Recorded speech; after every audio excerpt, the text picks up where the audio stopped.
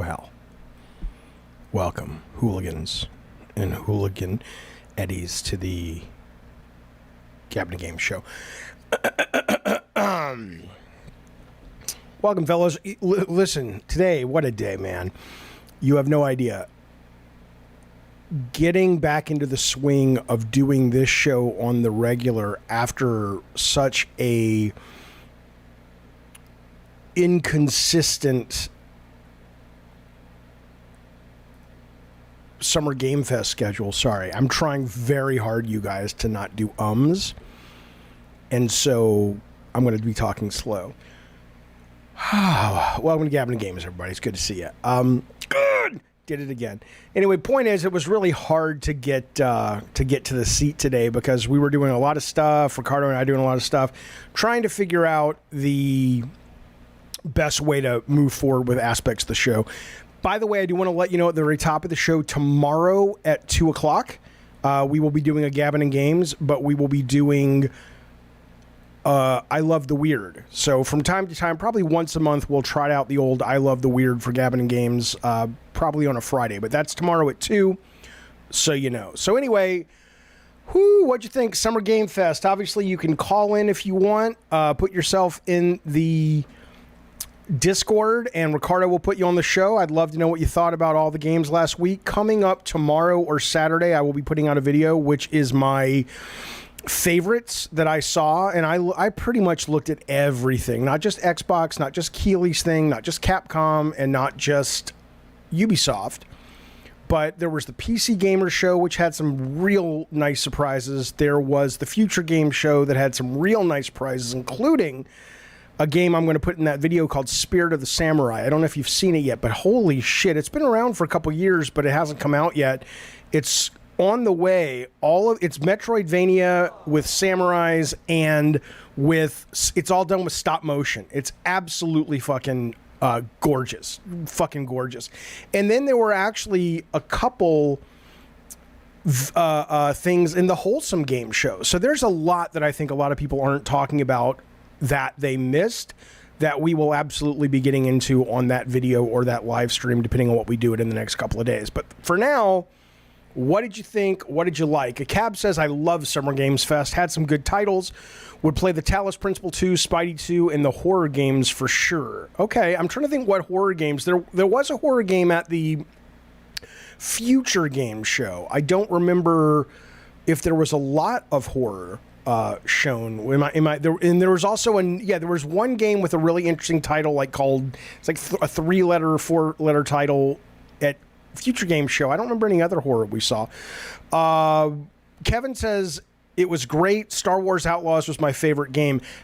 I don't think for me that was my favorite game, but I loved what they showed of it. Not because there's anything all that unique and interesting, but because it's Star Wars in an open world, and it seems like it's done well. And obviously, flying up into space and getting into space combat instantly is the dream of every fucking Star Wars fan. It's weird because with the SSD, you would think hyperspace and going through the clouds, going through the atmosphere would be a lot quicker, and hopefully it's just not optimized yet. But that was just like, oh my God, it kind of kills the fantasy a little bit when it's clear it's loading.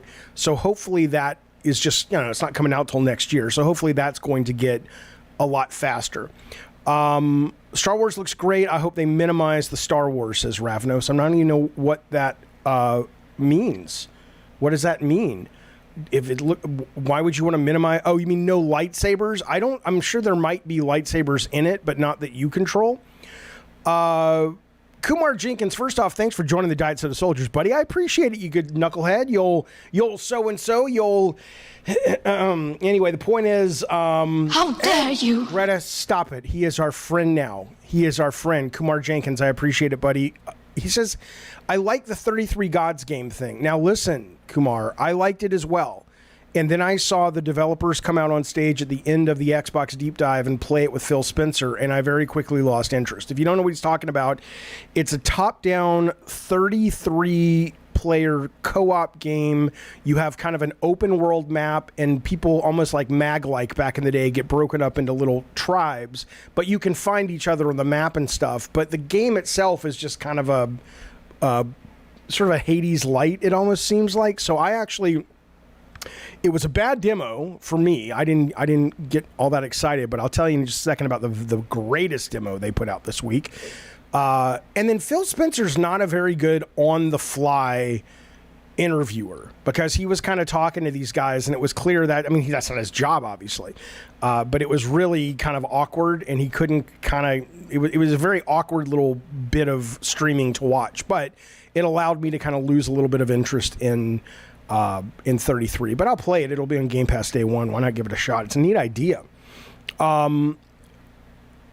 There was also a game they showed on the PC Gamer show, which was a 60-player battle royale game, but it was a kart racer. So I don't mean that it was like a battle mode in a kart racer. It was a racing game with 60 people doing kart racing, and it was online battle royale. So I'm not sure how they're going to determine how people get knocked out. If it's like, I think the last time I saw it was like, they've done a lot of racing games, but the last one I saw was one of the Sonic racing games from Sumo, where it was, if you come in like last place, you explode, and that may be how they start to, thin the herd a little bit. But I was excited for that as well. Ravno says Gene Park was ragging on Starfield by pointing out the SNES games ran at 60 frames and they were developer choices. So he finds it odd they cannot do 60. We'll talk about that in just a couple of minutes. We'll get into that. We'll talk about Fable, because who was it in the chat saying that Fable didn't look very good? Morgan Renfield says the Fable trailer was a joke. We're going to talk about that as well. Pragmata, the last thing I'll say on this, Addy Pie says Pragmata was the only good thing at the full event. Well, Pragmata looked great, but that was the Capcom game, right? But then they released, the whole point of showing Pragmata was to release an apology saying, hey, we don't know when this is coming out. So I don't know. Where the hell was Kojima? He was, I guess, hanging out with Nick Cage. He probably was in LA, but okay.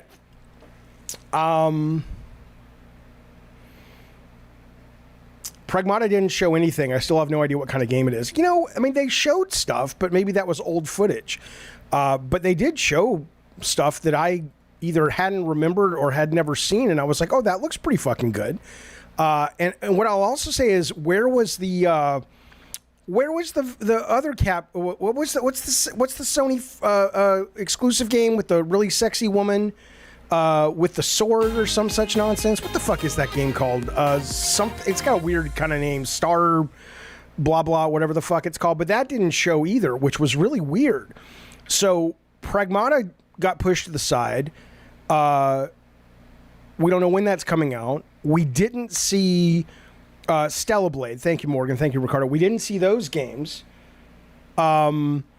And we also, remember that game that Sony announced ages ago? I think it's pretty much fucking dead. What's the thing about it? It looked really cool. It was like the kind of a 2D puppet. They kind of almost look like papercraft characters and shit.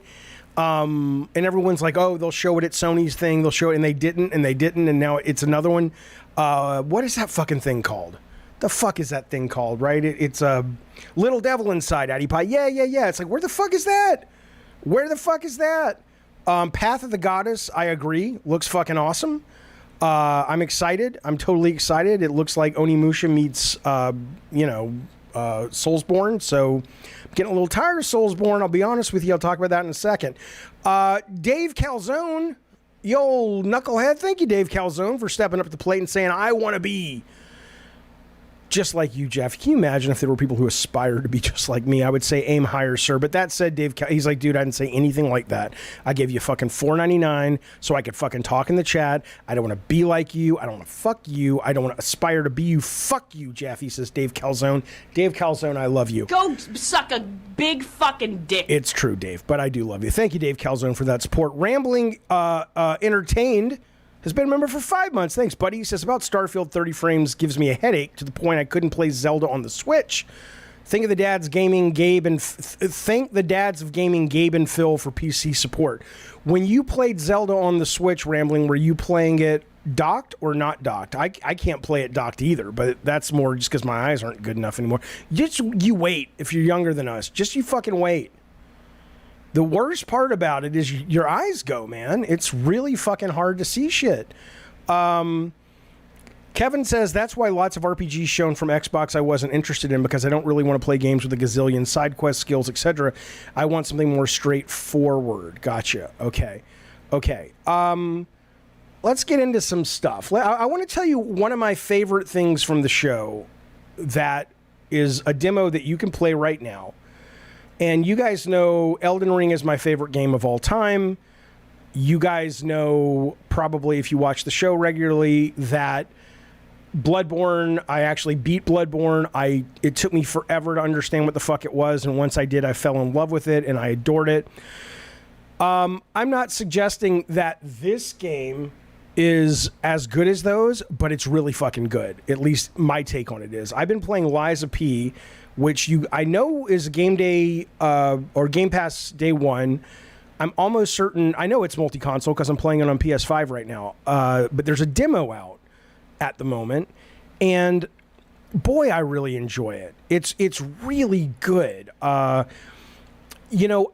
will say I'm kind of not sure because of Elden Ring and Bloodborne. I may be over, at least for now, the whole encounter a challenge and then go grind for a long time so I can get through the challenge, right? And I'm never going to be a great enough game player that I can, most of what I get through a boss has to do with my ability to read and recognize patterns. And this game, I think, is a little sloppier than the From guys when it comes to making the enemies give a significant, meaningful tell.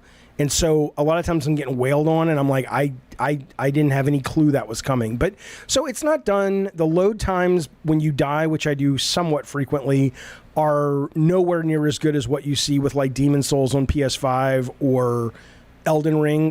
But again, it's not done, but this is probably close to being done. So hopefully that speeds up. Awesome says it's not near as fluid as Souls or Elden Ring. Yeah, I don't know. Like I said, there are people out there who are going to be able, probably a lot of people, to really dissect Bloodborne, Elden Ring, From Software style games like this, and talk about a level of nuance that I can't really speak to. But for what I'm enjoying so far, I adore it. Ravno says, I did not enjoy Lies of P. Not sure why people are loving it. I love the world. I think it's a really cool, fun take on Pinocchio. I think the art is great. The puppets are fucking creepy and cool and weird. I like a little bit of the nuance of the design, right? Here's an example, right? You have these things called stargazers where you can only use them a couple of times, but they're almost like you can use them to level up 2 or 3 times and they die out, basically. You can also go to a place and always level up. But that, for me, changed the pacing of the game. And it's a very long demo, right? But I liked that. I like that you seem to have more interesting upgrade abilities in terms of he's got this arm that has like, you can punch somebody with it or change it out and you get like this zip line that you can use to bring people in. You've got different kinds of swords, and I know that's like, well, Jaffe, that's any RPG. Yeah, but there's something about here's what I'll say. The ones they've allowed you to play with in the demo, they don't just feel like numeric changes. It's not like, oh, look, it's this sword or that sword. Oh, this one swings a little faster and it takes more damage but it takes less stamina, whatever. That's important for a game like this, and I'm sure they'll have that. But the stuff they've let you play with in the demo, I think is really meaningfully different as you get a new weapon, as you get a new handle, as you get a new move. So that's why I'm loving it. That's fucking why I'm loving it. But yeah, it may not be the game for everyone. Does your game save carry over, Lutron says. I don't know. I hope it does, but I don't know. Mr. K says, I like the weapon disassembly and mixing. I'm not able to figure out how to do that. What he's talking about is there's a a handle and a blade, and I guess you can mix and match those, but I don't know how to do that.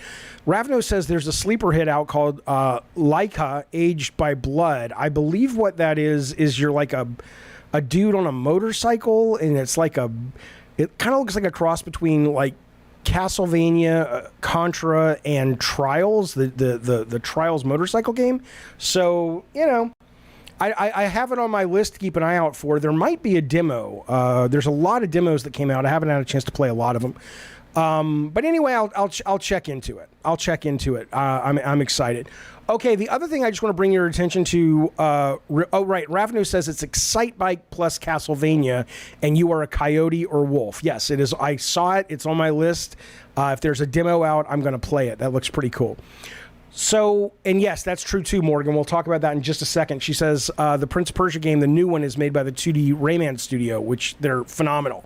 Fucking phenomenal. Awesome says demos, wait till next week with Steam Fest. You goddamn right. Absolutely. Okay. The other thing I want to bring to your attention, and I know not everybody's into Marvel Snap. I'm not going to spend much time on it at all. I just want to let you know that they have announced a new mode in Marvel Snap, which is really fun. It's called Conquest Mode. It's basically the arcade mode, but they pair you with someone, hopefully, where you match your skills and abilities and win rates and all that shit. And then you basically have anywhere from like 3 to 8 battles. And what's neat about it is you play these battles just as quick as you ever do, but you're playing them with the same person over a series. So you can start to learn their strategies and skills and the cards they use, because you can't change your cards out once a conquest match begins. It's really fun. It's also got all the new Spider-Man stuff in there, so I highly recommend it. Rob, no, it is not widescreen. If you're playing on PC, which I play mostly on as well through Steam, these guys have yet to release their widescreen update, so it pretty much looks like a stretched version of a cell phone game, but it doesn't bother me too much. But yeah, I think when we'll live stream the best of Game Fest, and we can kind of get into a lot of games that people are talking about in the chat right now. Okay. Before we get to the frame rate thing, I want to talk about this. I reached out to a couple of my connections, but I haven't gotten any feedback yet. Maybe that means they don't want to respond, or maybe they've been busy. The point is, though, you may have seen this story the other day. Sony demands, this is according to Raf Grassetti, who has left Sony and he's now working at Netflix on a AAA brand new IP game. Sony demands at least, he says, a 90 Metacritic score from its major studios. Sony doesn't rush studios to deadlines, said former art director of God of War. I don't really, and then some people were online pushing back, and this one guy's like, oh, it puts too much pressure on the teams, blah, blah, blah. The thing I just wanted to bring up about this is like, and what I asked my connections at Sony, I said, so wait a minute, let me get this straight. Are you telling me that if you are a studio and the game comes out and it gets an 84 Metacritic, but it makes its money back and has a big fan base, they shut the studio down, right? So, like, I need to know what that means when it says Sony demands. Does it say Sony wants you to push for a 90? Well, yeah, of course. But are there consequences to not hitting a 90 if the game does good business? I can't imagine that's the case. So I'd like to get a little more drill down into this. The other thing about it is it's actually kind of worrying. And I get it. These things aren't pulled out of people's butts. They probably look at it and go, look, our reputation is one of our key things we have, because we release so few games anymore because they take so long and they're super expensive. So we have to be top of the food chain. I get the protectiveness of that. But I also get how if you're chasing after that 90 plus, you might start making decisions that lead your stuff to be very safe and generic, because you're basically playing for a very small crowd. It's almost like just making Oscar bait movies every year. It's like, I don't really know how literal this is. Like, I think from my dealings with Sony as recently as 5 years ago as a developer, but things could certainly change. These guys certainly are always wanting quality, but it's never been like one of these arbitrary, we have to write this into your contract. And by the way, if you didn't know, Tsushima, Horizon, Ghost, Days Gone, Spider-Man, Ratchets, all of those are below 90. Ratchet and Clank, Spider-Man, Ghost Tsushima are some of the best fucking games of the last 5 years. So I'm not entirely sure what this means, but it was interesting that Raph said it. Maybe it was a lie. Maybe look, I'm not going to lie to you. I don't think we ever out and out lied to our teams when we were making like God of War, or Twist Smell or whatever, but we picked and chose certain bits of information that we would give them because we knew it would motivate them, in order to get, a level of quality out of them. So maybe, this isn't an official Sony statement. This is a ex-Sony employee who's like, no, they demand it. I mean, maybe, or maybe that's a tactic somebody used on him, and that's just sort of what he is kind of walking away with that data, thinking like, oh shit, fellas, we got to deliver or we're fucked. I don't know. I think Twisted Metal Black had a 90 Metacritic. I have no idea. I don't think there was Metacritic back in the day. They may have gone back and done it. I think Sony, says Kevin, is maybe going a little ham, but at the same time, I love they have that high standard of excellence. I do too. The only question is, what is that? How does one define that, right? I mean, I don't know what the score is, say, for the last Call of Duty. The last Call of Duty, Modern Warfare 2, is one of my favorite games the last couple years in terms of multiplayer. I don't imagine that sitting at a 90 plus Metacritic. I can't imagine. So let's put it this way. Sony would like Call of Duty because they've been jumping through every hoop in the world to keep Microsoft from having it. So it is, I want some more data on this. I've reached out to find it, but I haven't gotten it yet. Hopefully I'll get some of these 2 or 3 people I reached out to get back to me. So, but anyway, there's that. Kind of related, semi-related if we're talking numbers. Let's talk Phil Spencer. I'm going to play you a clip. This is from Giant Bomb. Phil Spencer was talking about Starfield being 30 frames on Xbox, and this will lead us into the conversation about 30 frames, 60 frames. Does it really matter? Is it it doesn't matter to some people, of course. Is it noticeable to almost everybody? Of course. But does it actually matter to your purchasing decisions? Or is it mostly being used as ammo, quote, ammo in the console wars, quote, console wars? But before we get into our conversation, let's listen to Papa Phil. This is Phil Spencer talking to the Giant Bomb fellas the other day on their show. When it comes to this year, Starfield is the big thing. Today we confirmed it's 4K 30 on console. Do you guys feel like gamers got used to 60 frames per second, and that's going to be a hard bargain to make with them, or do you guys feel confident that they're going to get it when they're playing it? I've been playing Starfield since November. All right, you don't gotta brag about it. No, it's not a brag. It's not a brag. It is a little bit brag, but and the gameplay's great.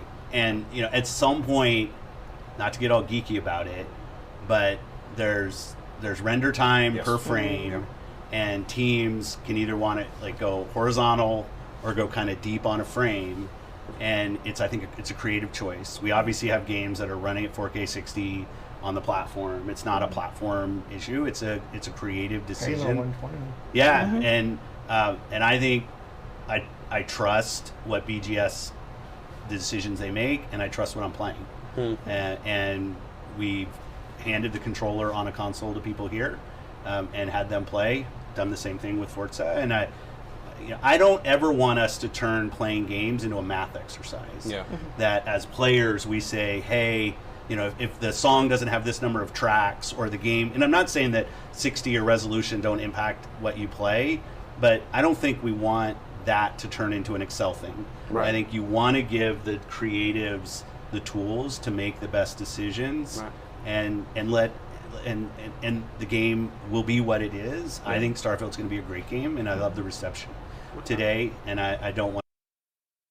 All right, so you get the point of what he's saying. I think it's interesting because I was talking to Ricardo about this, and okay, let me be very clear. I'm not a moron. Let's take out of the conversation the fact that everybody, for the most part, can recognize 30 versus 60. That's not what I'm talking about, right? I get that if I'm playing in performance mode versus visual fidelity mode, there's going to be a noticeable difference. That's not the issue. The issue is fundamentally, there's two issues. Fundamentally is how much of it has become sort of a bullshit talking point that most people don't really care about. Like, if you're really into bleeding edge frame rate, you're probably going to be a PC gamer anyway, because as I've said before, otherwise it's almost like demanding that your Lexus, or not even a Lexus, like your Toyota Camry can outrun a fucking Ferrari. And it's like, but it's a console.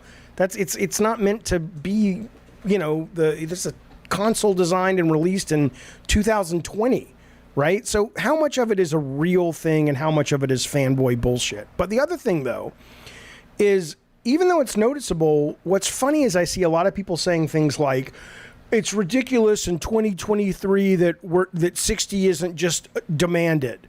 That's just sort of no shit. Everything's got to be at 60. And it will never be that. Right? And I don't understand why people don't get this. Like, if you listen to Todd Howard and those guys, they're like, look, it's not that we can't do 60, but if we do 60, you're going to have pop-in. You're going to have environments that aren't going to be able to be as open. You're going to have environments that aren't going to have as much stuff in a single frame that you can see. You're going to have your ambition reduced from a standpoint of content.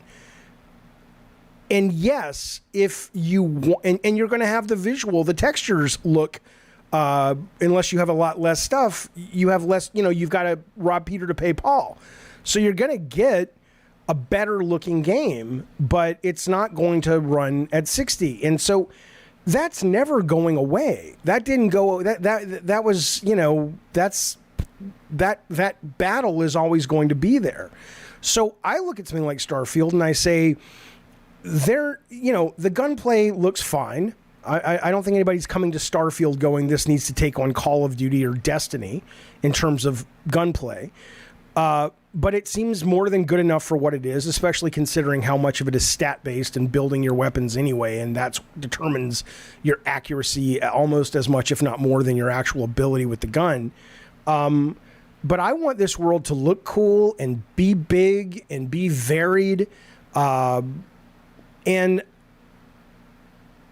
why would I trade that just to get something smooth? There are lots of games that run incredibly smooth, but there's not much to it, right? So I don't know why it matters that much.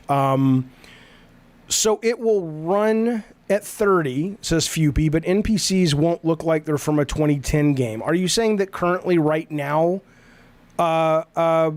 it looks like a 2010 game, the people in the game? Jaffe, just know you can look good in B60. You can look good. I know you can look good in B60.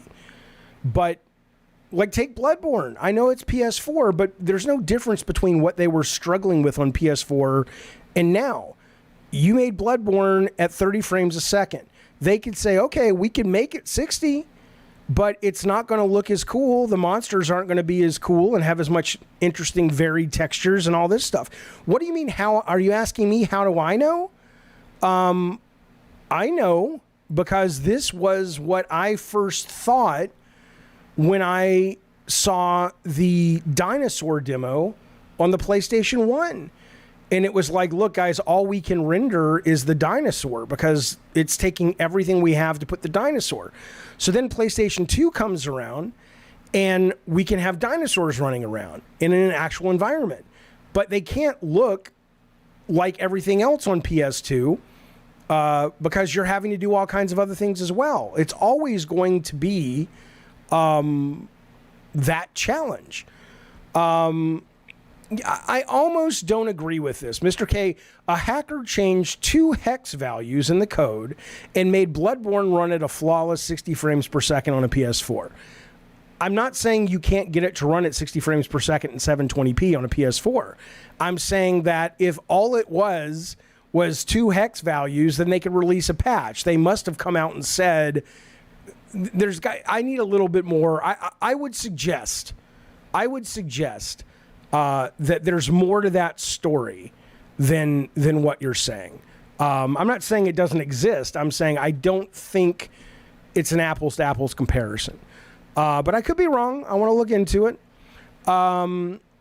We don't stop demanding more out of our tech and other sectors. Why give games a pass, says Lord Garth? You're not. But ultimately, it comes down to supporting a developer who is saying, we are prioritizing variety, visual fidelity, size, over frame rate. Because I guarantee you, if this game came out and it looked worse than it did, you guys would be having a shit fit. It's like, oh, it runs at 60, but who gives a fuck if it runs at 60? It looks like shit. I mean, do you really think when the Redfall patch drops that runs the game, if they ever actually drop it at 60, that suddenly people are going to rally back to it and go, oh, now it's great? Come on. That's crazy.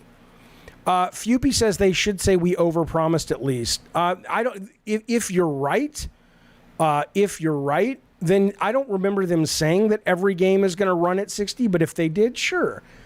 And again, I mean, look, Sony's stuff runs at 60, but only if you drop it into performance mode.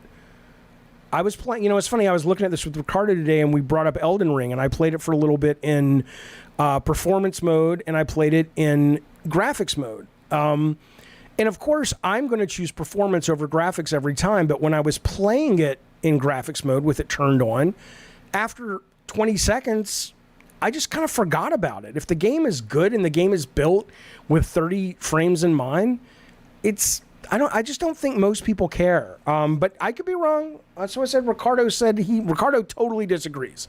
He totally disagrees. In the meantime, Mutmo says, hey, I want to gift a Jaffe membership, and thank you, buddy, for that. I appreciate it. And it goes to RPG. I figured this out, by the way. YouTube does this randomly, which is a pain in the ass, but there is a criteria, and the criteria is so stupid.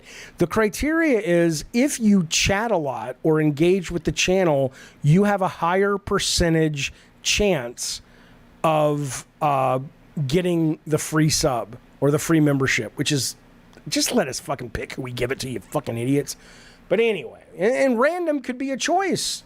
Pick random if you want, but let us target people. But thank you, Mutant Mo. I appreciate it, buddy. Went to RPG. Digital Foundry said that the Starfield issue is a CPU-bound problem, not a GPU. I don't care, though. What I'm saying is, first off, I have no beef against Digital Foundry.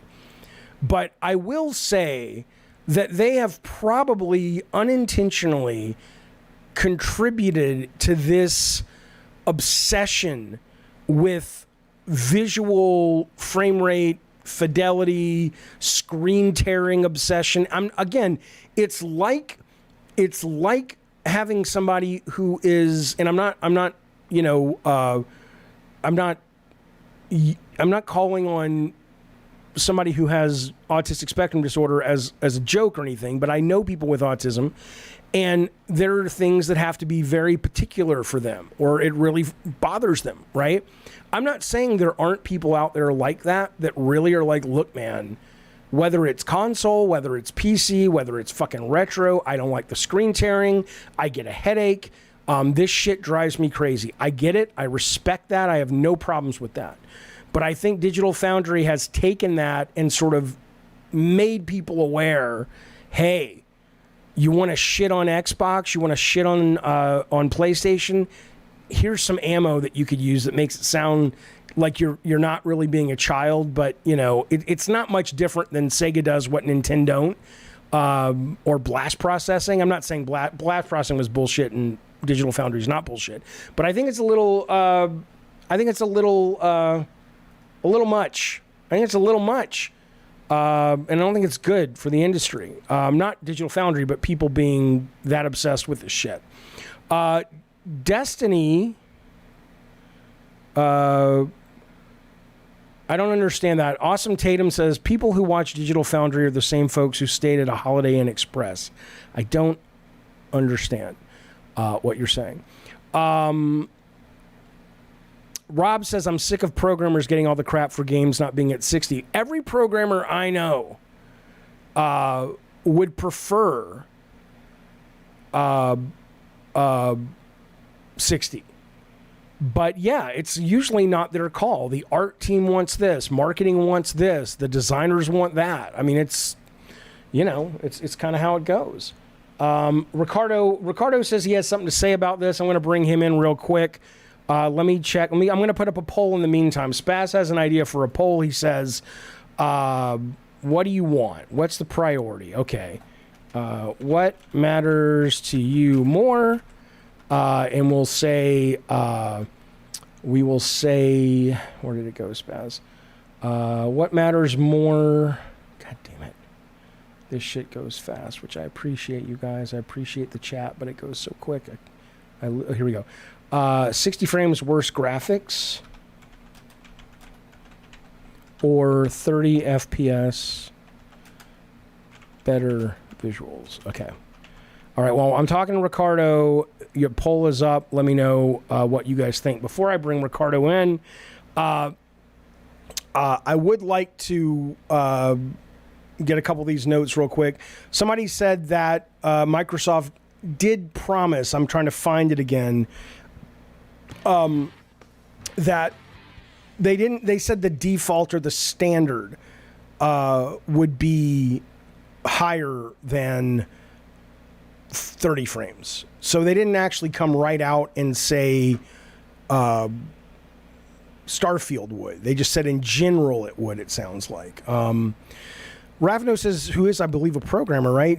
People can bicker over 30 plus 60 and not be console warriors. I know that. What did I say? I said that if you have issues with it, like it gives you a headache or you just don't enjoy it as much or whatever, that's fine. It's a subjective thing. I'm talking specifically as it relates to Digital Foundry that a lot of people have picked it up as ammunition for console warring. I'm not saying that's the only reason. Lord Garth, thank you, buddy. It's insanely generous. He says, hey, I'm popping off some memberships out of my butthole. I appreciate it, Lord Garth. You're salt of the earth, baby. Jimmy Ludwig, Moonglow, Anthony Thacker, Doomslayer, and DHC. Welcome to the Diet Soda Soldiers by way of Lord Garth's butthole. I appreciate it, Lord Garth. You're salt of the earth, baby. Thank you so very, very much, man. Welcome, new members. Where'd he go? Man Cave says, argument for, quote, not complaining because it's free.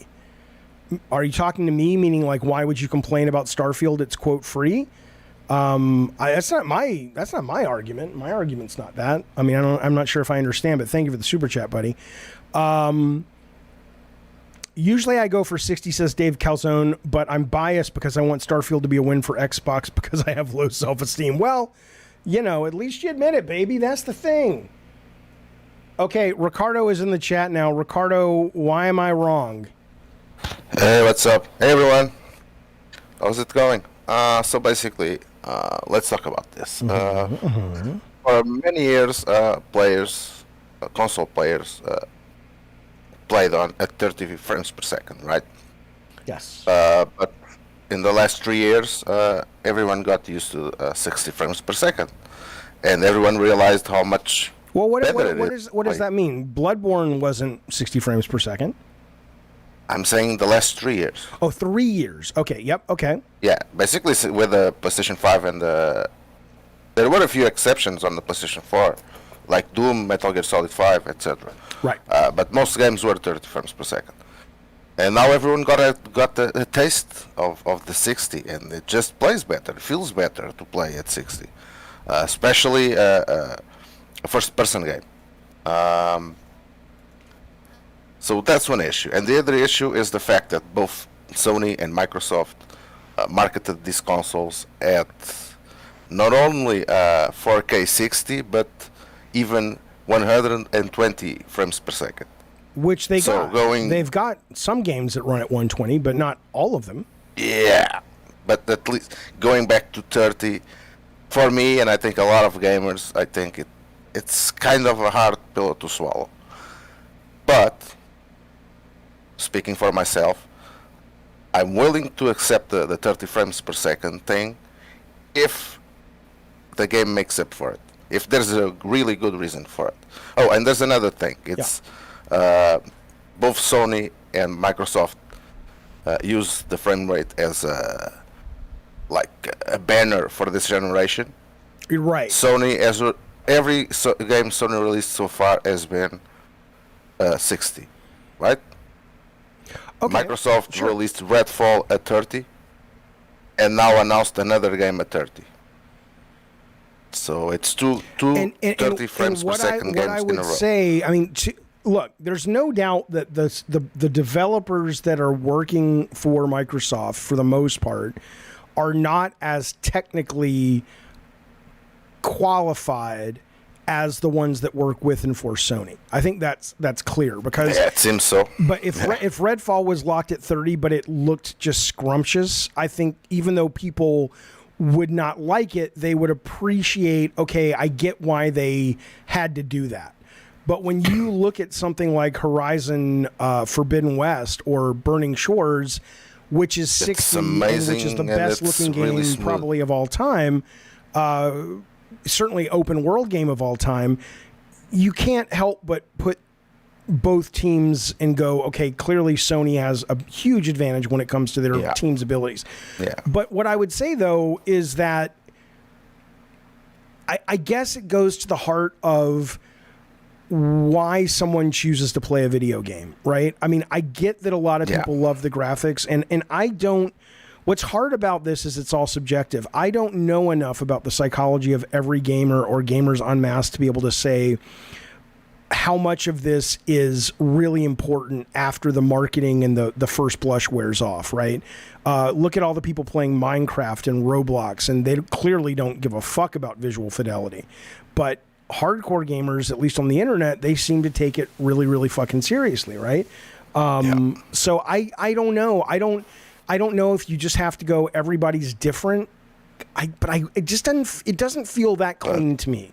It feels to me like if you know, that it's like, let's say Starfield is great and it's locked at 30. Do you think I'm wrong? Let me ask you this. Let's say are you going to play Starfield or no? Yeah. Okay. Definitely. And I know you're probably going to play it on a PC, but let's say you played it on an Xbox, so you had no choice but to play it at 30. And you played it at 30 and you really enjoyed it. Are you saying that the train has left the station when it comes to you being able to lose yourself in the game because it's 30 and after an hour... Or else I wouldn't be able to play any Tears of the Kingdom, for example. Right. So why? That's not the issue. The issue is there's a new standard. But the point is, it's only the issue in the sense that if the game works and is magic to you and wraps you up, it just seems like, you know, it's like watching a movie. Both things can be true at the same time. What are the two things and that can be an true? example for this is a Plague Tale Requiem, which was launched just recently got the 60 FPS patch, but it was launched at 30. It's a fantastic game. At 30. Right? Everyone agrees. But it still got criticized because it was running at 30.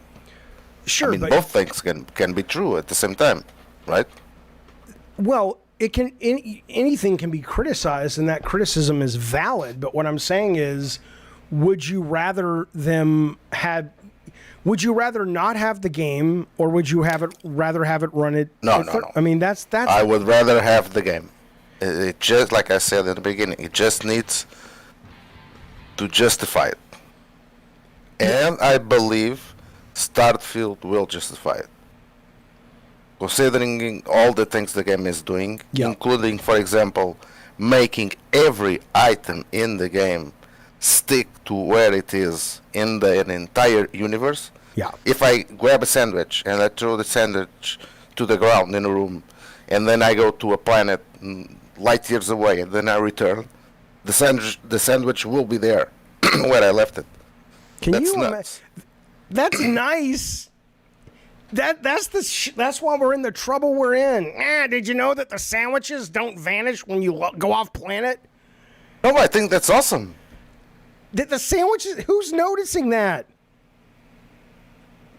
A lot of people do. Then they're broken. When it comes to they're broken. When it comes to the Bethesda games, a lot of people. It's part of the Bethesda games magic. That you can leave sandwiches around and fly away and they're still there? Yeah.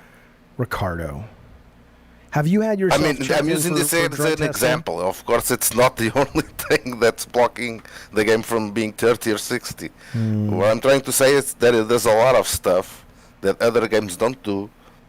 Sure. And that's why I think it will justify the All right. 30 So frames. it'll get a sandwich bump. I understand. And actually, I honestly believe the game runs at 60. If they allowed it, the game would run at 60 in several moments. But perhaps when changing planets or taking off or something like that, it will drop considerably, and that's why they chose just to stick it to 30 and have a more stable experience. Because if that was the case, you could have you could just lock it at 30. It could be variable. It could be 60 where it can do 60, and then they lock it at 30 when they know it's going to be I'm going to tell you a story about the sandwich. No, I don't really. There are people it's that staggering how little I care. basically on Skyrim, they grab all the cupcakes in the world and they put them all in just one room, and they just like to go there. Okay, and they're broken, Ricardo. There's a point where we have to stop.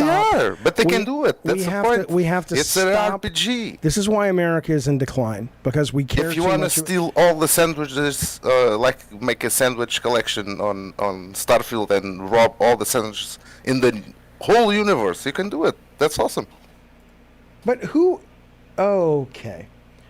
You go home, and every time you go to your place, Thank you, buddy. I'll talk to you later. yes, you guys take care. He's out of his goddamn mind. He must be stopped. Okay. Let me get some of these chats up here. Interesting. Man Cave says, I mean, is there a case to tell people, hey, if you're complaining about the 30 frames that it's free on Game Pass, you're not paying 60, why complain so much? Is there a case for that? I mean, are you saying that there's a case because Xbox knows it's on Game Pass, so they don't have to work as hard? I don't know if there's a case for that, but I do think there is probably a case that you could make for saying, because it's on a subscription service to begin with for most people, people are going to be willing to give it the benefit of the doubt. Even if it doesn't blow your mind with certain aspects in marketing, right? I mean, it's the reason Hi-Fi Rush, which usually cartoony games don't sell, did, for what it was, pretty well. And it's the reason that probably Redfall had a huge spike when it came out and then collapsed because it couldn't deliver. But yeah, I think that does give you, whether you're talking about execution or you're talking about concepts or art style, that certainly gives you some wiggle room for sure, which I think is fantastic. I think that allows a lot more variety. We got a super chat coming in from Cantankerous. He says, "Have you talked about Phantom Liberty? Is this a trend? Huge improvements to half-baked games. No Man's Sky, Cyberpunk. Could Redfall be next?" Well, it is a trend because it seems to be something we're seeing all the time. So I guess by the definition, it's a trend. But yeah, I mean, Redfall just released a patch, actually, and one of many ongoing patches. Apparently, the AI is better. It's still at 30, but I haven't gone back and played it. But, if they keep releasing patches, I will. I'll give it another try. Saints Row, the new Saints Row, just released a patch that was really big and had a lot of content. And, maybe it is. Maybe. What I would say is it's a trend for now. And we'll talk about Phantom Liberty in a minute. I would suggest possibly that what you're seeing is it's only a trend right now because teams are trying to figure out how to satisfy all these new masters they have to satisfy. Game length, visual fidelity, games as a service, or at least some kind of continuing economic support after the game launches, gamers who demand a lot more, on and on and on. I think, and then you got to release the game eventually, right? So I do think it's a trend, but I think it's a trend that is more of a reflection of growing pains versus going, gamers just, it's true, gamers will accept anything and they'll keep coming back for more, but for the most part, not entirely, for the most part though, that I do think that the trend has more to do with that, with just sort of the growing pains. Okay. Mr. K, thank you for the super chat. He says, Jaffe's salty. I'm salty about what? what am I fucking salty about? I'm look, man, I'm the guy who plays all kinds of fucking games. I don't care what they look like. I care if they're fun. So, if you guys don't want to play Starfield because it's 30, don't play it. I'm looking forward to it, man. Water Princess says gamers arguing about frame rates per second will be phased out in a few years. They're the minority. Yeah, but it'll be replaced with something. It'll absolutely be replaced with something else. Like I said, whether it's blast processing or this, it's always something. Actually, it'll be replaced, though, when it's all streaming. Then at that point, it doesn't really fucking matter. If it's streaming, you're like, fuck it, I'll play it anywhere. Specs. I played Cyberpunk, which ran wonderfully when it was streaming. I played it. My first experience was playing it on Stadia, and it was fantastic. Listen to this. By the way, one more thing on this. We're going to move on. God of War Ragnarok artist has defended Starfield's 30 frame per second frame rate. He says it's not a sign the game is unfinished. He said, I want to clarify. It's a choice. 60 frames on this scale would be a large hit to the visual fidelity. My guess is they want to go for a seamless look with less pop-in, and of course, it's your right to dislike the choice. This is Danny Carlone, who is what's his main role over on Sony? Environment artist. He says it doesn't need to be 4K. It could be 1080p at 60 or another variable resolution of 60. They want to keep it locked at 34K and push the visuals to a high level on this scale. Morgan says it is a sign it's unfinished since these clowns keep saying they will be adding 60 later. I have not heard these guys say that. I have heard Redfall say that they will do that. But I have not heard the Starfield guys suggest that. This guy, Carlone, goes on to say, I think it'll come as no surprise given our previous games, meaning Santa Monica, what we go for. Always these huge open worlds. Oh, no, sorry, this is Todd. This is Todd Howard saying, I think it'll come as no surprise given our previous games, what we go for. We want these huge open worlds, fully dynamic, hyper detail where anything can happen. Now, do they deliver on that? Certainly not at that level of hyperbolic language, but yeah, when you're talking about a big open world simulation, something's got to give, and I would much rather the frame rate give if I get all the other stuff. But again, to each his own. To each his own. Loading screen when going to space equals huge and open, says Fewby. I'm trying to remember. You guys have to refresh my brain here a little bit. When they did the deep dive and you went into space, was it a loading screen? Was it a cinematic of a spaceship lifting off and flying away? Like, I know in Star Wars it was pretty seamless, but I'm trying to remember how they were doing it when you leave and approach planets. What was the process by which they did it? They don't show the transitions. So how do you know what it is? Have they just said?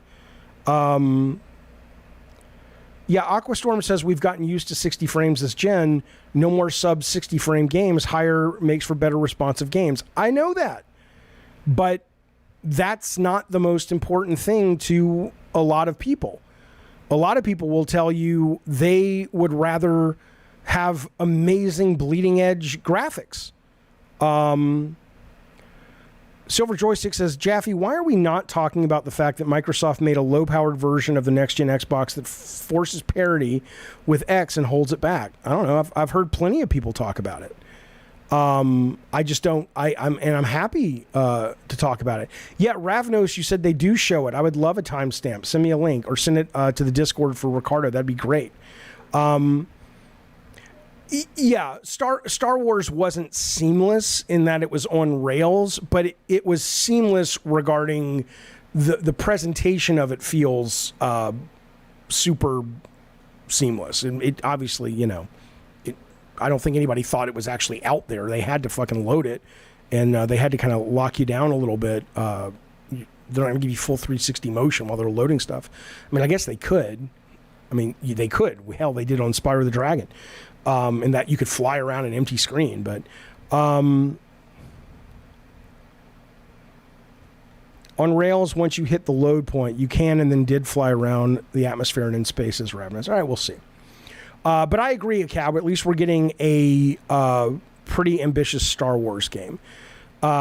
This is interesting. Water Princess says everybody talking about No Man's Sky. Are you playing No Man's Sky? No, I'm not playing No Man's Sky. I have no interest in No Man's Sky. But that's not because I am not aware that it's improved and gotten a lot better. It's because, frankly, thematically speaking, it just, as much as they've improved the game, it still feels very empty at an intellectual property level. It just feels very generic. And so there's just too many other things that grab my brain that get in the way of me playing No Man's Sky. But I hear it's become a wonderful fucking game. A Different Era, thank you for the super chat, buddy. He says, what's the point of collector's editions having steel bookcases but digital game vouchers? The point is people buy them.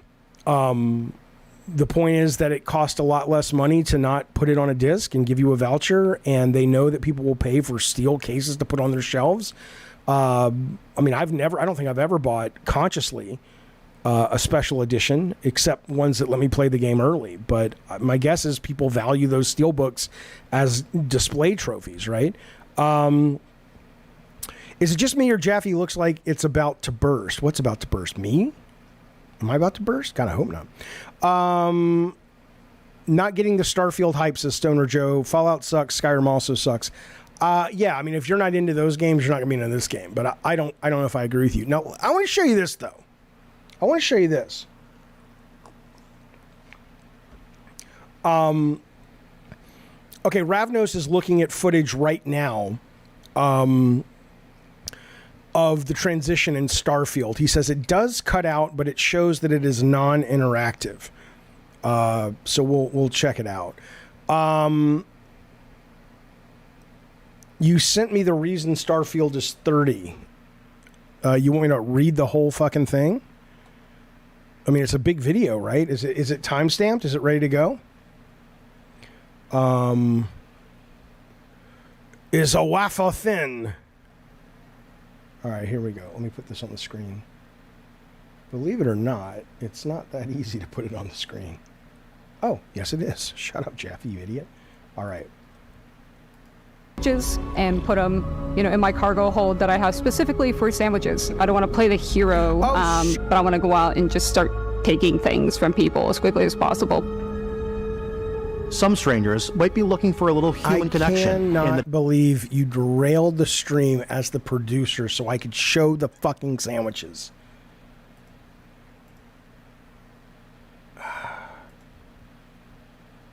Motherfucker. Why is that not playing? Is it playing? Who knows? Okay. Are these sound bites playing? I don't know. Anyway, fuck you, motherfucker. All right, let's move forward, shall we? Because fuck you. The stream was never on rails. Listen to this, though. Listen to this. Xbox Game Studio Chief says people need to realize games now take 4 to 6 years to make. I would just like to point out I found this to be pretty horseshit. Again, you guys know what I think about Microsoft production management. Nothing that happened this week has changed that. They have a lot of work to do to re-earn my faith for whatever it's worth. But the idea that Matt Booty is going out and saying we need to realize 4 to 6 years. Here's the reality, though. That may very well be true, and it is true in a lot of cases. But keep in mind that Sony has Insomniac that's put out in this generation already. These motherfuckers have put out Ratchet, Miles Morales, and then an up-res Spider-Man. They're about to release another Spider-Man.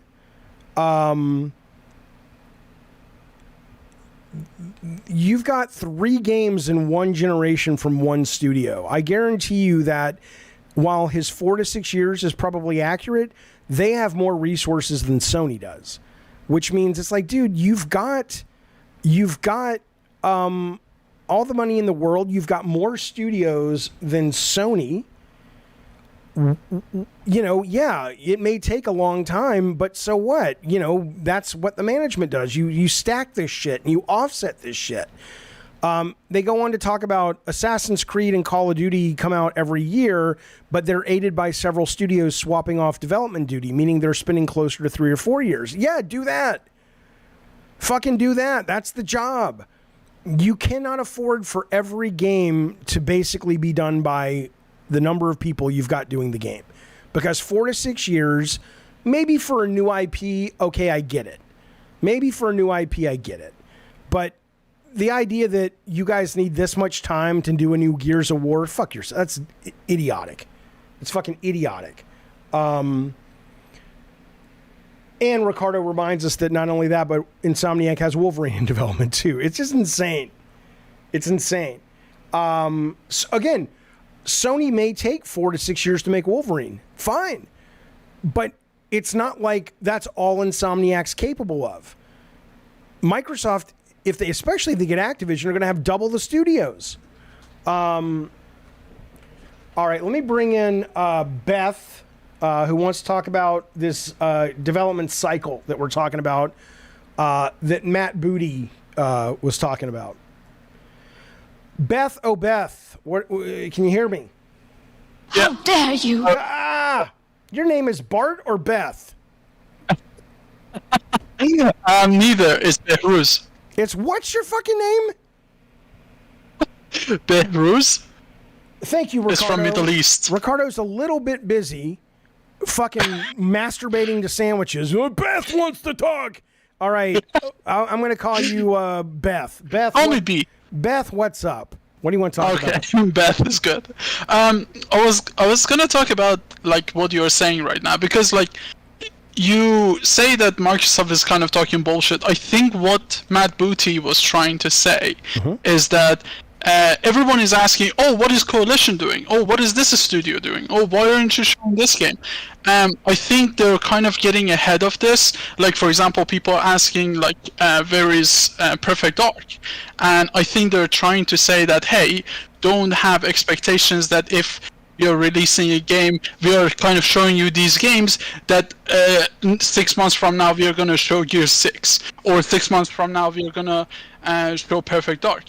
I think that's the reason why they're kind of getting ahead of this. Yes, but it's still bad. I mean, they're basically, you know, people get upset about the 60 frames thing, saying, well, they kind of apologized or they kind of promised that. And that's what's upsetting people. I would be more upset going for both of the companies, but specifically in this case, Xbox. You guys also promised that you're releasing a console and your first party. And nowhere in this promise was that we're going to get this teeny tiny little faucet drip of fucking content from you guys to explain why your box is important. I'm not excusing that they haven't released like good games the same way that Sony has. But like, I mean, again, it's definitely not excusable. But I think they were hit hard with kind of ruining their own kind of connections with Japanese studio, with other studios at the time before Phil Spencer. So Phil Spencer had to come in, fix the Xbox, release like, I don't know, One S, then One X, then kind of release these two consoles, and now he's trying to repair that kind of connection with the Japanese culture. I think that's a lot of horse shit. I'm not saying you're wrong about what he did or didn't do. But the idea that if you're a company and you sit there and go, you bring in somebody really good like a fixer and say, Phil Spencer, please fix this. I don't want to get on the Phil Spencer attack wagon again, but you know, and you're Phil's boss, you're going to go, if he's like, okay, well, to fix this, we need to take a bath for the next 2 generations. That's like 14 years. It's not like a football team. It's not like a football team where you go, okay, this is going to be a building year, or the next 3 seasons we're going to be building our team. Okay, we can live with 3 seasons if it means we're going to build a legacy team or we're going to try. But you think Microsoft would have signed the check if he would have said it's going to take 14 years just to get to the point that maybe we can turn the corner? Come on, that's ridiculous. Yeah, definitely not. That's ridiculous. I mean, the Phil Spencer is not without like issues. Phil Spencer has made mistakes. I'm just saying that like, he didn't come into it like, I don't know, great leadership. Like No. he didn't have a, I don't know, great position coming in and like trying to do everything. Also, one thing I wanted to talk to you about, I wanted to kind of get your opinion on this, because Corey has also like kind of said something on this, the games that are taking like half a decade to develop. And he was like, it's going to even take longer because the expectations are keep getting kind of bigger and stuff. However, I am a computer scientist. I am making my own game. I'm making a really small game. I'm trying to kind of get used to it.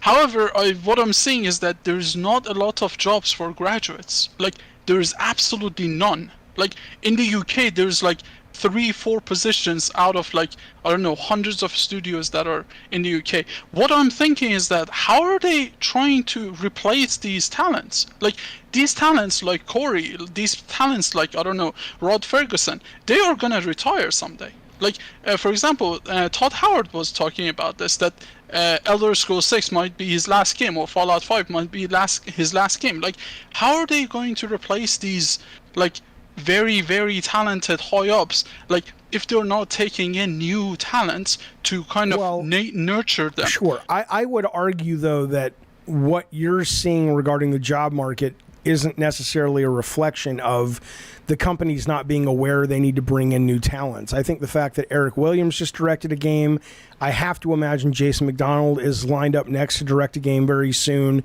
We saw the transition of power happen at Nintendo with the Zelda series, and that went great. So, you know, I wonder if those two things are actually related. The fact that people aren't hiring right now, there could be a whole host of reasons for that. There could be hiring, you know, all the tech companies, or a lot of the major tech companies just did a bunch of layoffs and stuff, and so are under hiring freezes. So I don't know, but I did see Corey's tweet about, this is just going to get longer and longer. If you're talking at this level, and there is going to be a point where the publishers are going to go, what's the point? You know, it doesn't matter. Let's go fucking make Roblox games. Let's go make Fortnite games. Like, you know, most people, you know, it's almost like, you know, it's like it goes, I've said this before, the gaming industry is flipped, and it's getting more and more clear that it's flipped, which is in the movies, they make general, everybody can, it's nothing brilliant, but, you know, everybody can enjoy it, and they spend $400-300 million on it. But if they make something really for the hardcore, that is an inexpensive art house film or something like that. Like, you know, video games right now are flipped. It's like the biggest money in terms of like a single one-off product is going to really the smallest audience, which is sort of the core console gamer. But that, you know, when you start looking around at the money to be made in a lot of these other fucking games that's being made, I don't think this kind of game really is long for the world. I think it with this level of production, 10 years to make a game is ridiculous. It's utterly fucking ridiculous. Do you think this bubble will burst, and like the companies will go back to making like smaller games, kind of 2 or 3 years, and then release cycle? I think you're already seeing it. In fact, that leads into the next story. Thank you for calling, Beth. I appreciate it. It's a weird name, but I don't mind. All right, buddy. To give Microsoft some credit, though, you guys may have seen this story. So they announced yesterday that Outriders developer People Can Fly, and they also did what was the game they did? The Sugar Tits, not Sugar Tits. That was what's his face, Mel Gibson. But it was remember it was the Battle Bulletstorm. They did that. And there was some kind of Sugar Tits or something for boobs, whatever. But they Bulletstorm, yeah. They did that. They've made some really good games. They did Painkiller. I didn't think Doomslayer, that Outriders, was so bad. I thought it was generic, but I didn't think it was bad at all. I just thought it kind of got boring, but it was a well-made game. But anyway, they've reached out to People Can Fly, and they've said, look, we're going to give you 30 to 50 million. This is the sweet spot, babies. This is the sweet spot. They got a work-for-hire deal with Microsoft to make a AAA project based on the intellectual property rights of the publisher. These guys also did Gears of War Judgment, which I haven't played, but I heard that it was okay, but certainly not one of the best. So they're somewhat mixed, but their tech is there and their ability to pump out product is there. That's for goddamn sure. This is excellent. This is the way this should be, and this is where this is going. I don't know, and again, Hivebusters was done, which was a standalone, like 3-hour co-op campaign game that was done by the Coalition. But this is, I think, where you're going to see a lot more of these big AAA games going. You're going to still get your narratives. Every now and then you're going to get your big fucking huge games. But this makes more sense. It makes more sense from a financial standpoint. It makes more sense from a standpoint of making a game that people actually finish. I played, in preparation for the Cliff Bleszinski conversation last week, I played Gears of War 1 start to finish, and that thing took me about 8 hours, and it was just delightfully focused, and it was just fucking great. So I will say, to Matt Booty's credit, because I think Matt's the one that at least was talking about this, but certainly to Microsoft's credit, this is exciting. Because if these guys can show up with a 4-hour game that's awesome and it's day one Game Pass, and a handful of their teams are making these as well to fill in those gaps, what could this be? It's probably Gears, right? Unless they're fucking making Blinks the Time Cat. This has got to be a Gears game. It's got to be a shooter. Maybe it's a Halo standalone campaign, but it sounds like it's Gears. I hope it's Gears. There you go. So I'm excited for this one. I'm excited to see where this goes. Okay. You want Blinks the Time Cat? Man Cave, thank you for the super chat, buddy. He says, how would you design the golden path in Starfield? I'm not terribly sure what that means. Do you mean, like, how would I design if you went from A to B to C and never did any of the open world stuff, except what your, what you had to do to finish it? That's what you mean by golden path? I mean, I don't know. I don't know what the game is yet, right? I mean, I imagine there is a golden path, if that's how you're defining it, which is sort of if you just follow the story missions, and if you're good enough to succeed in the story editions without having to chore and level up and grind and stuff, I imagine that's what the golden path would be. And I'll tell you what, I'm getting to the point that I want to play. The next open world game I play may very well be a golden path run, because I get so caught up in all of the collecting and shit that I never fucking finish. And I want to finish one of these fucking things. Doomslayer says he means, how would you design how you finish the main objectives to finish the story? I don't know. I don't know what the story is. I mean, you're asking for a very specific design scenario based on a game I don't know really what it is, and I don't know what the story is. How do you connect, says Man Cave, 1,000 worlds to a main narrative? What do you actually do aside from exploring? Here's what I'll say. Here's what I'll say to that, because I've seen that, if this is indeed what you're kind of getting at, I've seen this a handful of times on Twitter since the deep dive, which is everyone saying, well, yeah, it's got 1,000 planets, but if they're all fucking empty and shit and all this and that and the other, and I'm kind of like, these guys have been making these kinds of games for so long. Do you really think they're going to offer up 1,000 planets where most of them have nothing going on? My guess is, and I think they've even explain this, which is there are going to be planets that are part of the clear narrative, and they'll also be, which are more built out and more handcrafted, and there's also going to be planets that are not necessarily part of the main narrative, but they're also still built out and handcrafted. But a lot of the planets are going to make it clear, hey, if you want to grind and you want to collect resources so you can build your ship and build your base and recruit people or what, that's what those other planets are for. So going in that, oh, this is an exploration kind of planet or whatever. I think they've made that clear that that's sort of how they're going to do it. It sounds great to me. I'm down with that. Doomslayer says if the planet's barren, they'd tell you before. That's what I would say. Game Boy has super chat. He says, Jaffe, I 100% agree with you. So long since that super chat came in that I don't know what he's talking about, but the fun thing is I'm just going to apply it to everything I say. It'll make me feel really good about myself. Jaffe, will you pay for the Starfield 5-day early access? I probably will, because I know it'll be a good thing to stream. I'm not like I have to have it and I'm going to pay for it. But I think it would be good for the show. So that's why I'm going to do it. Not because I'm looking to, I have to play this as soon as possible. I'm dying. Okay, listen to this. Lucas Coles is the lead lighting artist over at Playground Games, working on Fable. And he tweeted, he says, people not believing this is real. He's showing some screen grabs of the game. Or that the game will look like this is one of the best compliments, right? Now, I saw the trailer, but the trailer was so fucking fast that I didn't really understand what... I mean, I knew what I was looking at, but I didn't really vibe with the visual fidelity. It was too quick to see or to study. But when they released this, and then people are kind of saying... you don't think I understood the comments? Then somebody write it in a way that's clear. I would appreciate it. But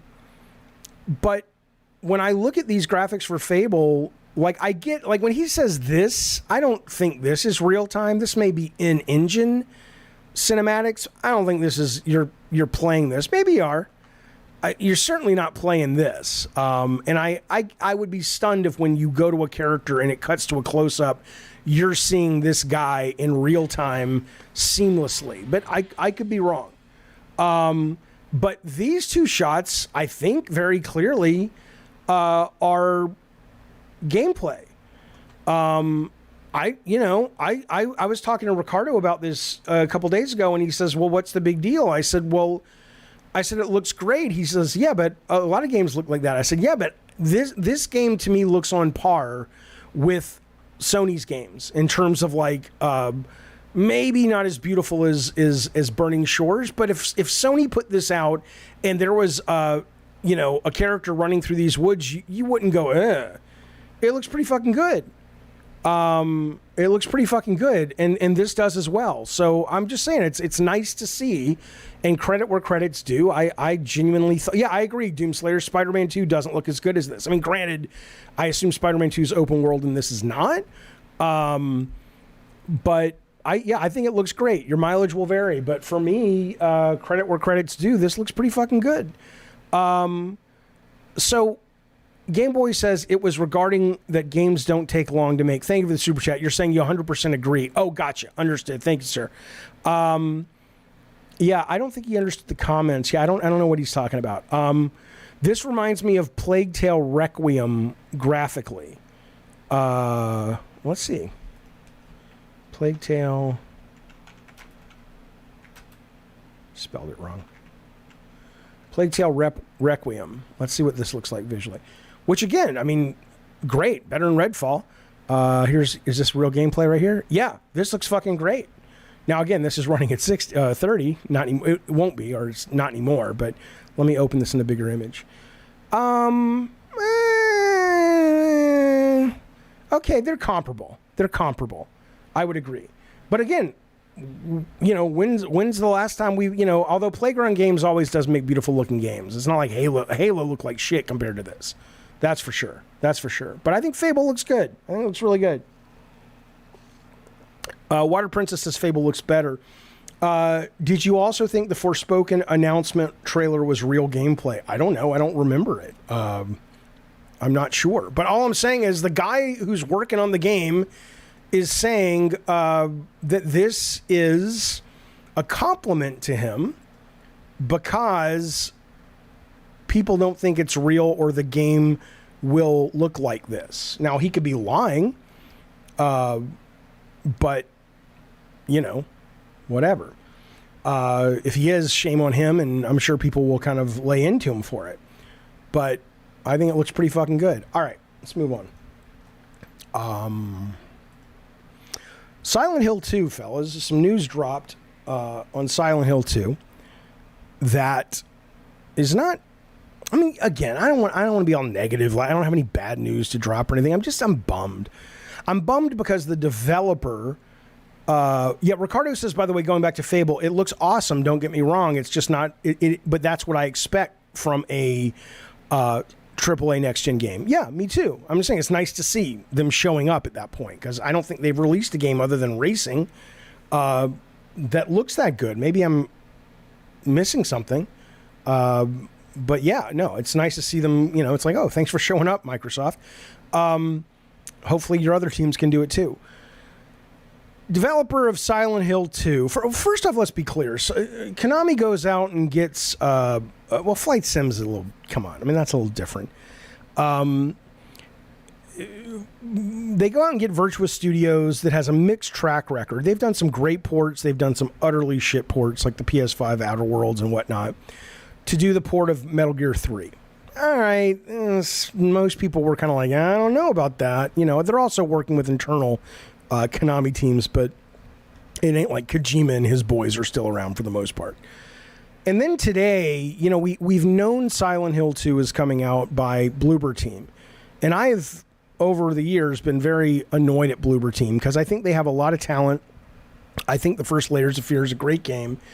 But since then, whether it's Blair Witch or Layers 2 or The Medium, they just can't seem to get their fucking shit together. Well, today, their newest game drops. It's sitting at a 70 to 74 on Metacritic, depending on what system.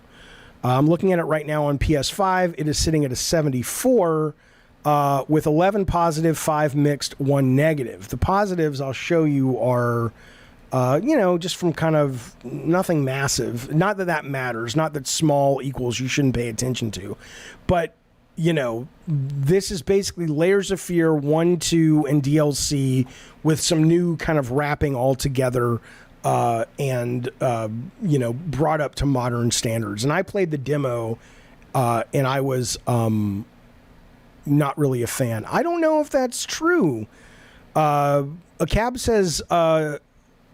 the new Layers of Fear was made by a different Polish studio. It was made by, let's find out. I mean, it was published by Bloober Team. It says developer Bloober Team. So, you know, I don't know what you mean.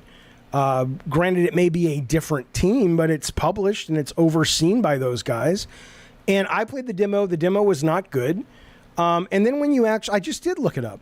And then you just get down into these, like, you know, GameSpot gave it a 5. Kotaku says it's got some good things about it. I only wish it weren't so annoying.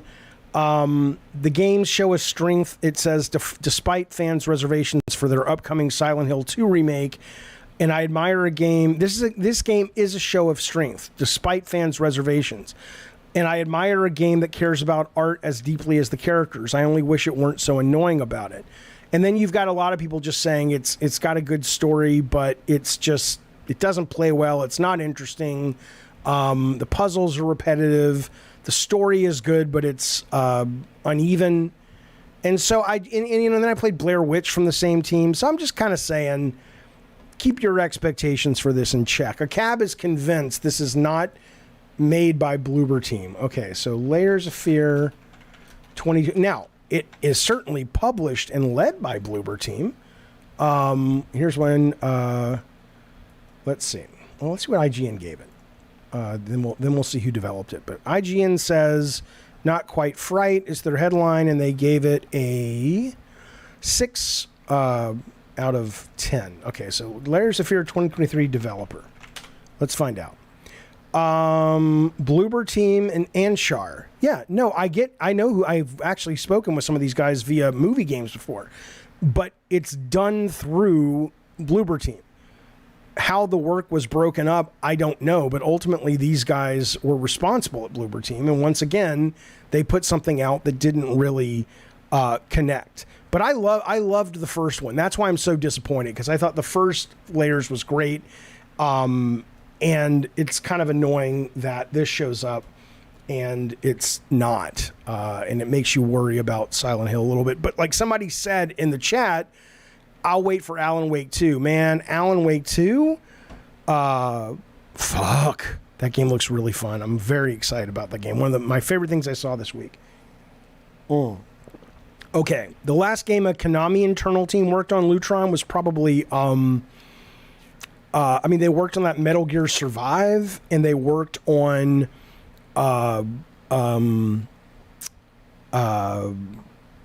Contra game, which was abysmal. So, Cab, tell me this: who developed Blair Witch Project and who developed The Medium? Like, what? Better yet, what games specifically did the team work on that are now working on Silent Hill 2? I would be curious about the actual pedigree of the people pulling the triggers. This is some cool news now, and I don't understand what was so impressive about Alan Wake 2 gameplay, says Doomslayer. She went into the house, shot 5 bullets, and the gameplay ended. I don't think anything is so impressive about it, like, oh my God, I've never seen anything like it. What I said when I was watching it was that it's like it's grilled cheese sandwich gaming at its best. I love the genre. The developer is great. It's totally up my alley. The graphics look really good. The monsters look good. And then I love this idea that maybe Alan Wake is actually writing these characters into existence. Like the breadcrumbs they've dropped about the story just sound really interesting and cool and different to me. So I'm actually quite interested in that. So we'll see. I want to talk about this though. This is really fascinating, and it's really something I struggle with. Not anymore, but just intellectually, as an intellectual exercise, which is how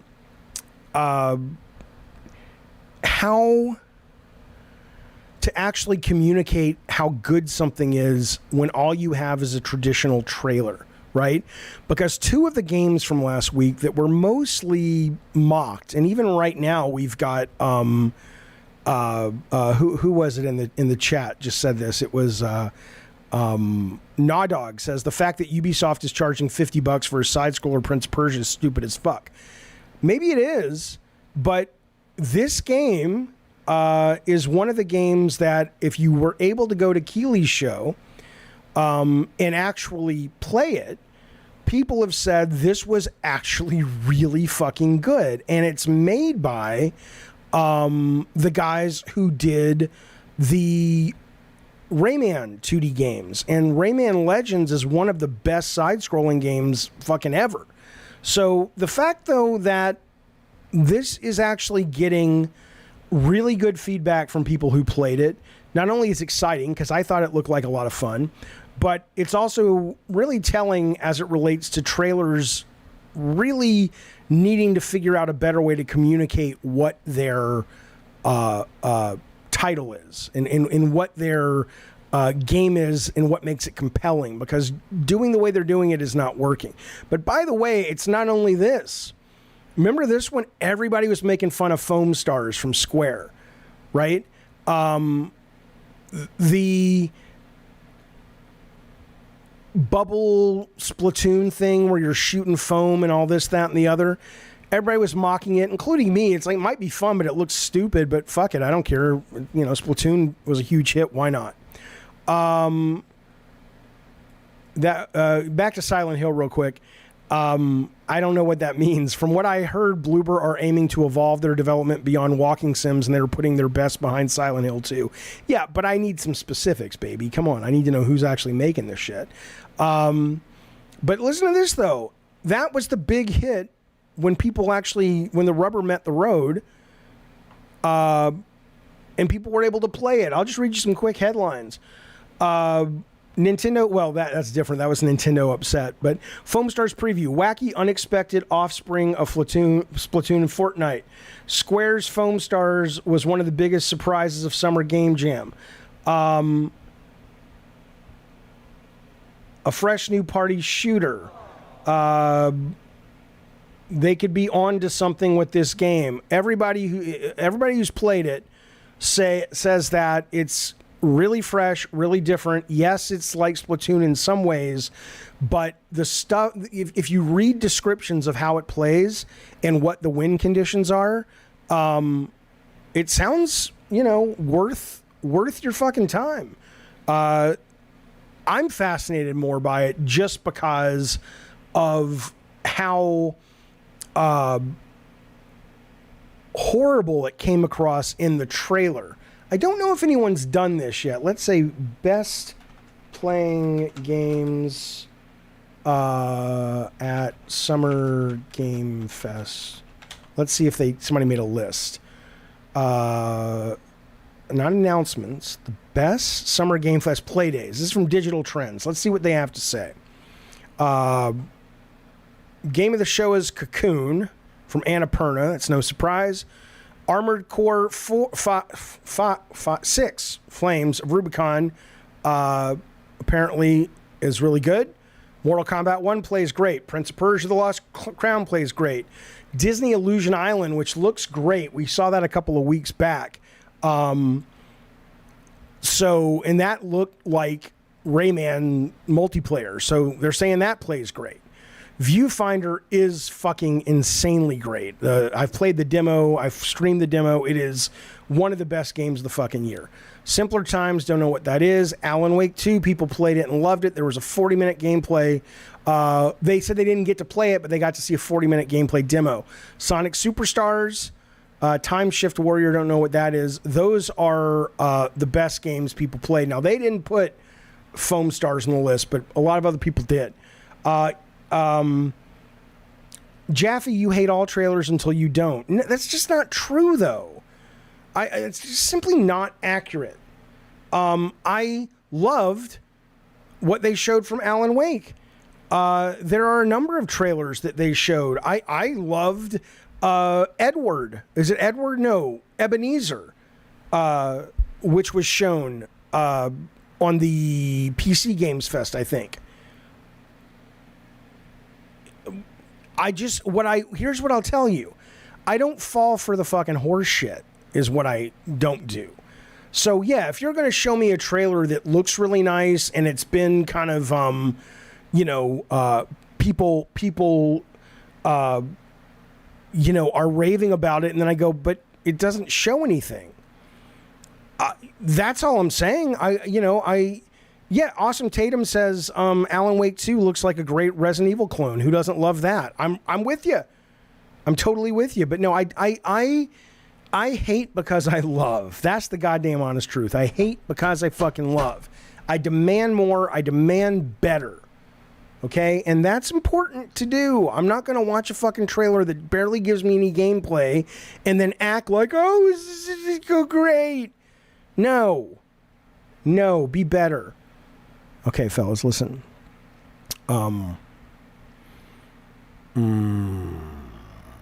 Ricardo and I, let me tell you where the poll is. Fuck you, Ricardo.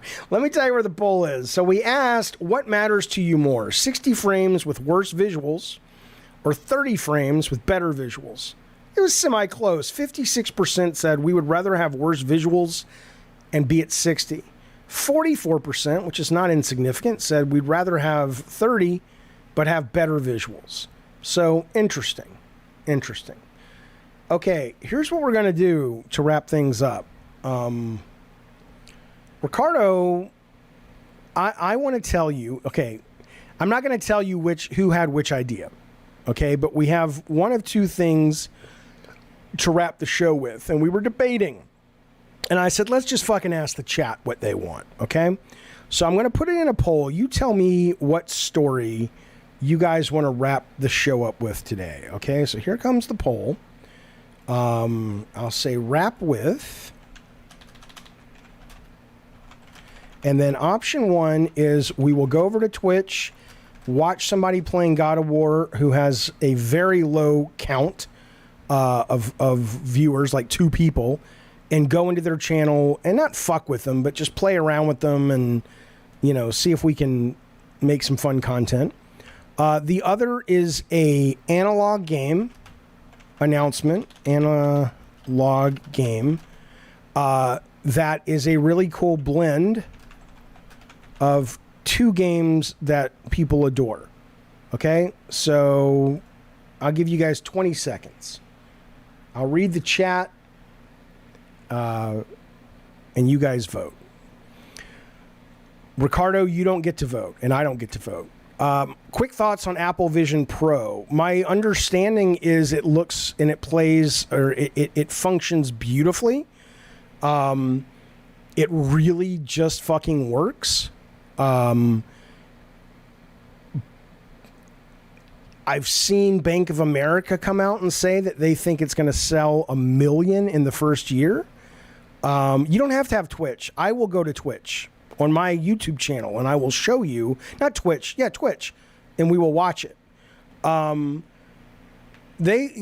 people are bullish on it. I think it's really cool. I love augmented reality. I love that everyone who's tried it is like, wow. I've done augmented reality pass through with the MetaQuest 2, which is really low res and black and white, and it still fucking feels like magic.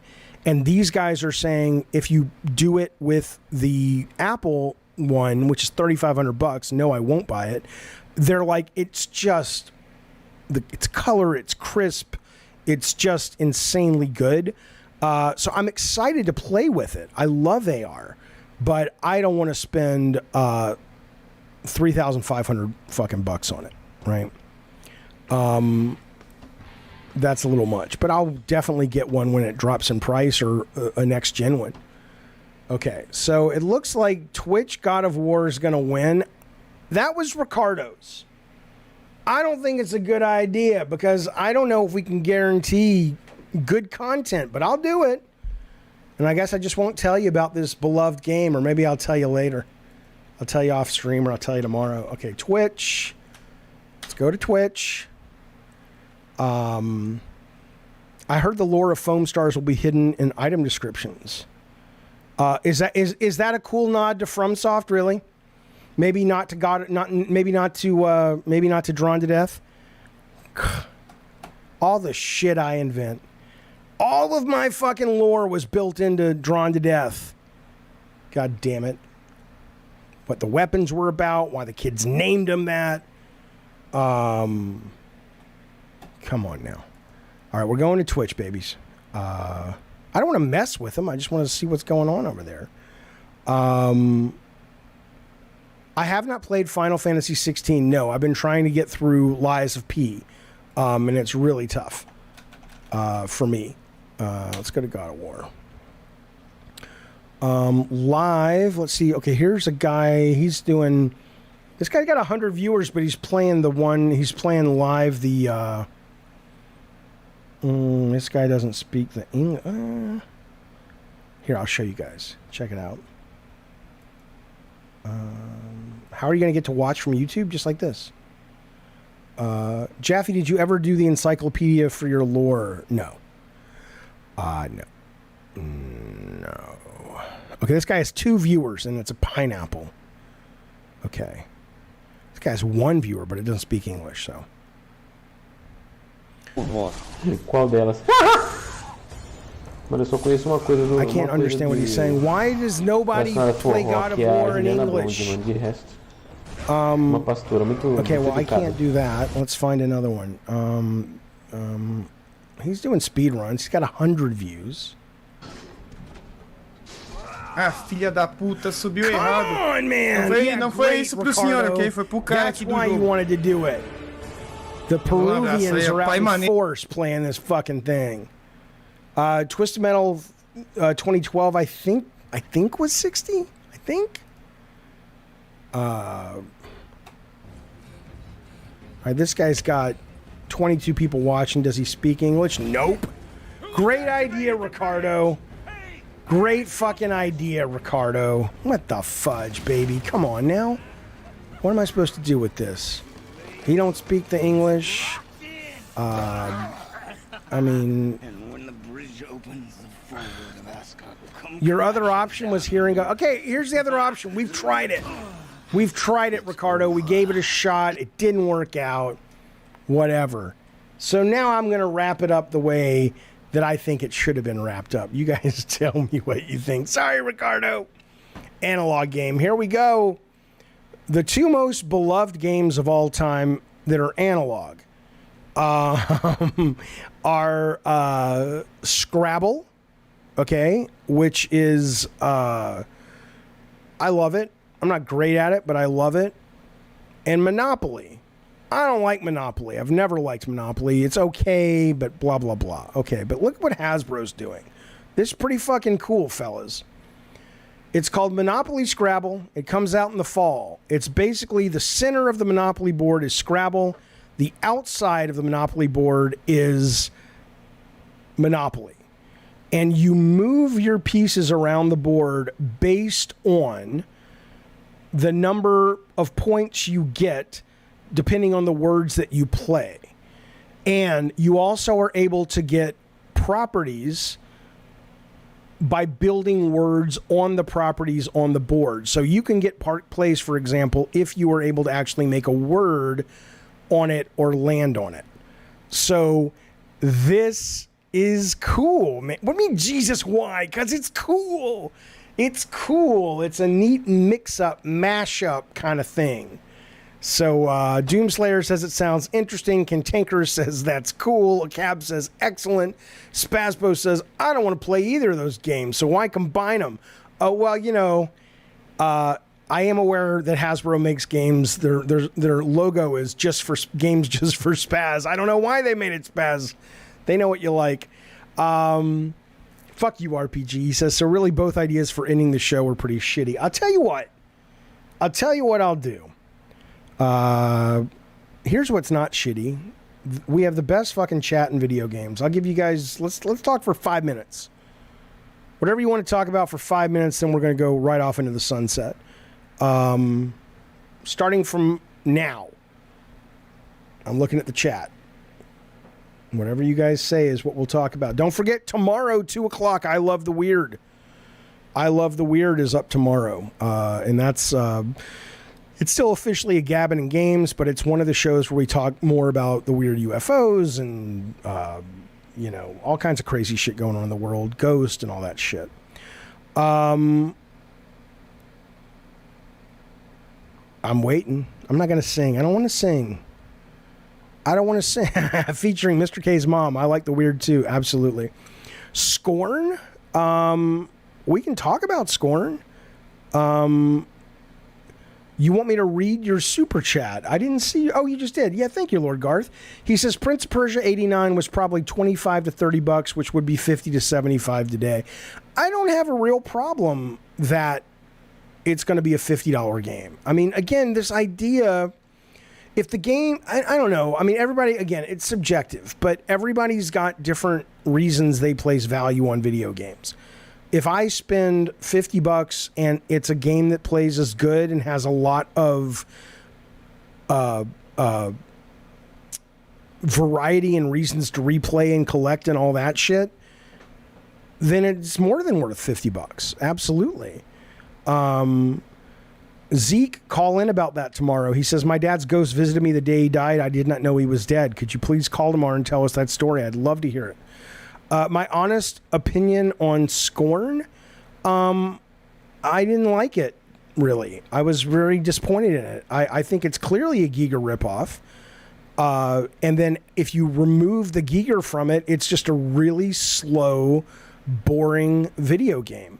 So I was not a fan. I didn't hate it, but I was very disappointed by it. What do I think what was the best generation in gaming?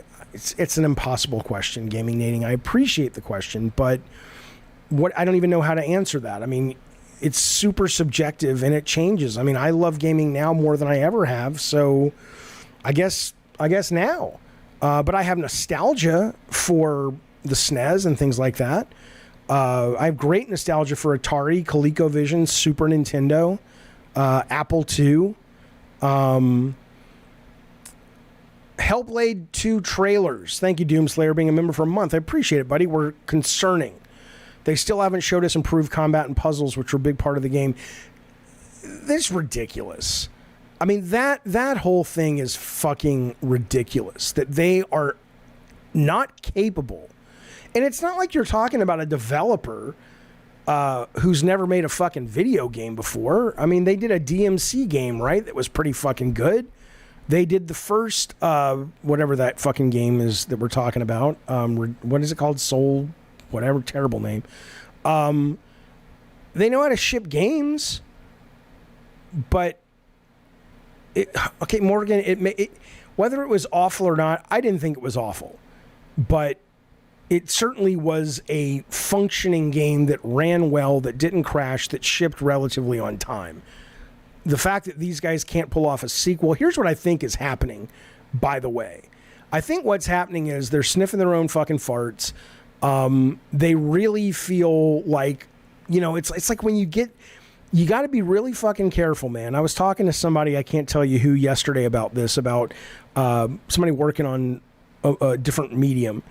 And it was like they were really, you know, they had some success, and then they really believed their press and the hype, and they were, you know, so suddenly they had these delusions of grandeur about what we're doing, and that's great to an extent, but when it fails to be a shippable product or a movie or a show, you know, all that goes out the window. And it also fails to take into account that so much of that is media, so much of that artistic romanticization narrative comes from media. It's not even real.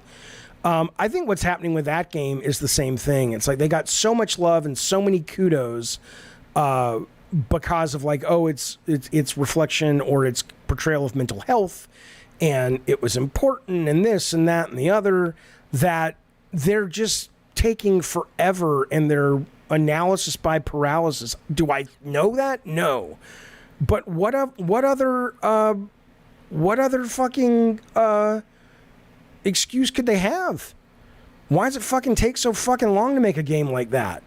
So we'll see where it goes, but it's really weird, man. It's very, very, very weird. Yeah, what Hellblade 2? I don't know what the fuck they're doing with that fucking thing. I used to play the trumpet, Petri. And I fuck around with guitar, but not really. I played the trumpet for a long time, loved playing it, but I haven't played it in years. And whenever I pick it up to fuck around with it, it kills my lips because they're totally out of shape for that.